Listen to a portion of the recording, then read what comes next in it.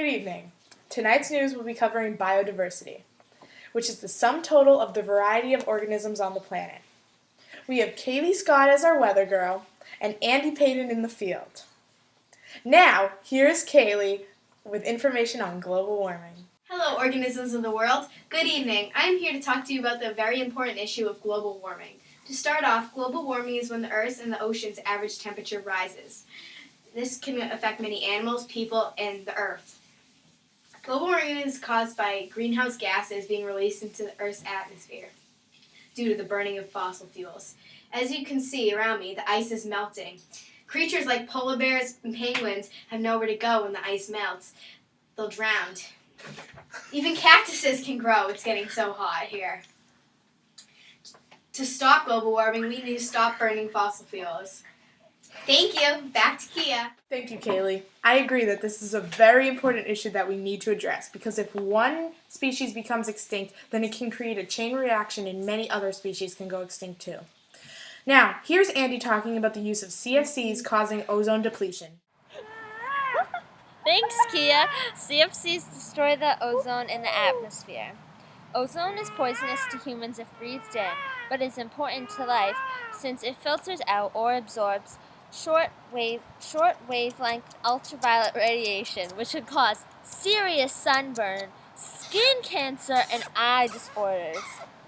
CFCs are not destroyed, nor are they dissolved in rainwater, so they stay in the atmosphere in a long time. The only long-term solution to solve the problem of depletion of the ozone layer is to phase out the use of CFCs. Some CFCs can be replaced by HCFCs, hydrofluorocarbons compound, which is a compound containing at least one hydrogen atom. Now, here is Kaylee with a very important talk on hunting and the demand for wildlife resources. Hello out there. I'm here to talk to you about the hunting and demand for wildlife products in this local forest. This is a major issue in the world because for centuries people have used animal and plant products as a food source. Today there's such a higher demand for animal and plant products due to the rise in human population. Three reasons that lead to the destruction of wildlife include overkill, habitat destruction, impact of introduced species, and chains of extinction. Animals and plants are on the brink of extinction from these factors. Human needs to cut down on the need for wildlife products or else there will be nothing living left except for humans, and then we'll all die. So, save the animals, please. Now here's Kia with Tragedy of the Commons.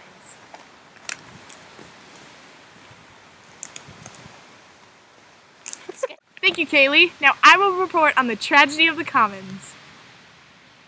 The basic idea is that if a resource is held in common for use by all, then ultimately that resource will be destroyed. We can avoid this tragedy only by changing the way we live and use resources so these resources will not be depleted. For example, air. No one owns the air, but is able for all of us to use. I just used it. You're using it right now, breathing it in. Even though we all use it, its ultimate use leads to air pollution. We have some restrictions on what can be put into the air. The U.S. Environmental Protection Agency regulates the amount of pollutants that can be released into the air so the air is not depleted. We need to be careful of how we use these resources around us so they last forever. Now here's Andie with agriculture. Hi, here I am with Eddie the pig, Porky the pig, Utters the cow, Henry the hedgehog, Maggie Marie the rabbit, Sheepy the sheep, Marshmallow the lamb, and Lubert the pig. I'm here today with these animals because I'm reporting on agriculture. Active drainage for the creation of farmlands has caused a decrease in wetlands, which has led to direct damage and decline in many species of plants, mammals, and insects, such as these pigs, cow, rabbits, hedgehogs, and sheep.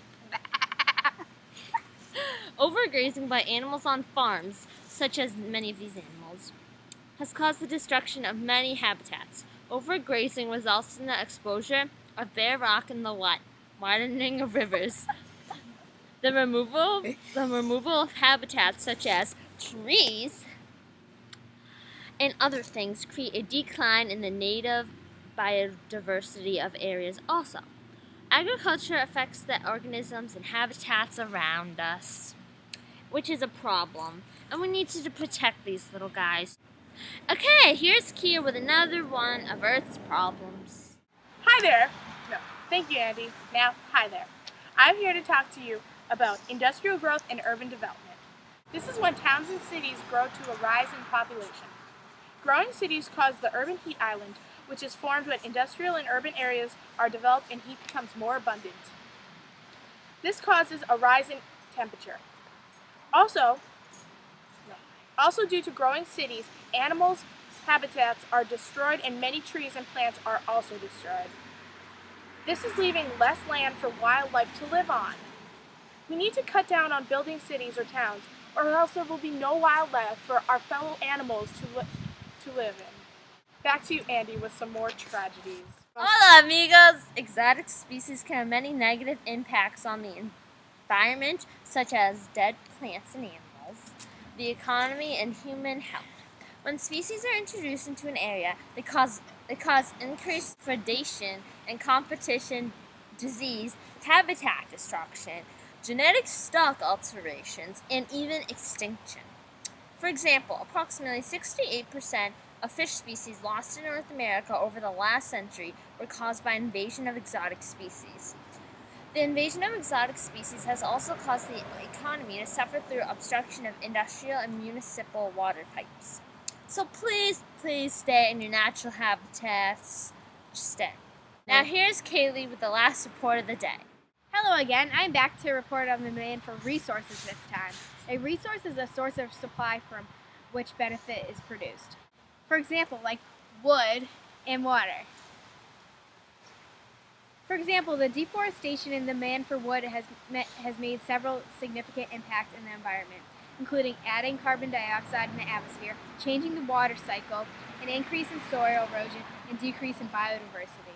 The demand for water has affected biodiversity, like the habitats that thrive in water, for example, fish. Draining and pollution of water sources and habitats where organisms live affect biodiversity. The high demand of these important natural resources that impact biodiversity greatly. I personally think that this is a bad problem that needs to be fixed. Don't you, Kia? Yes, Kaylee, I also believe that we need to fix the many problems on our Earth because we can't survive without our abiotic and biotic resources. Well, this concludes our broadcast for the night. I hope you learned a lot and you will change the way you guys live.